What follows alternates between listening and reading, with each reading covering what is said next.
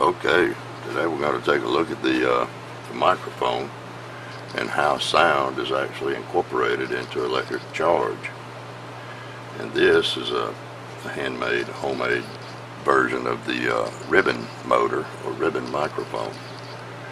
And it consists simply of two magnets, and these magnets must attract one another. So you must have a negative, a north and a south facing one another. And then a conductive strip, in this case it's aluminum. So it's about a 3 micron thick piece of aluminum, which is extremely thin.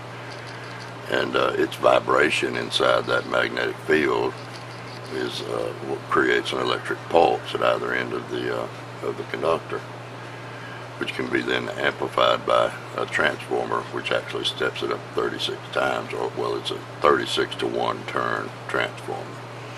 And you can see behind that on the oscilloscope how sensitive this is. And it's based on a very simple principle of the motion of a conductor in a magnetic field. And so when you look at that in those terms, we're really not doing anything to induce the sound into the current.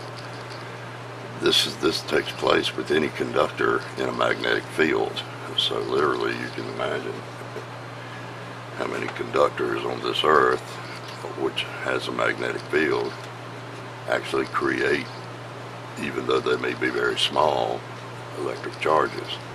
Okay, so now let's go take a look at, now we know how sound enters, or vibration enters, the electric field. Let's go take a look at some of the ways or how that it's released from the electric field.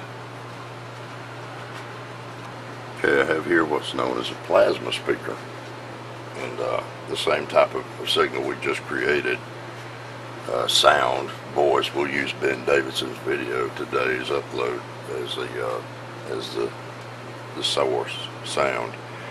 And if we apply voltage to this is a driver, and what this does is takes the signal, the electric signal that was created by Ben's voice, and overlays a higher voltage with it, so that we can create an arc, high enough voltage to create an arc.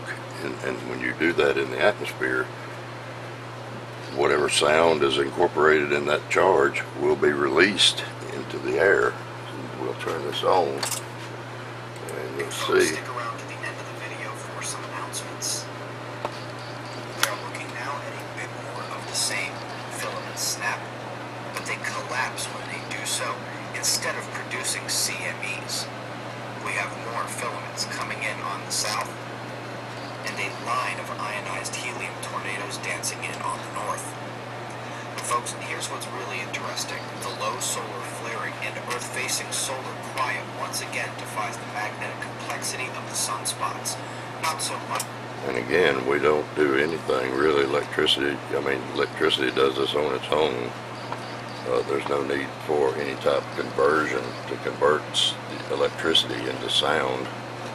It does this in a discharge when you release the energy. We've always been taught that sound doesn't travel in space or in a vacuum, when in reality, no, we can't hear it.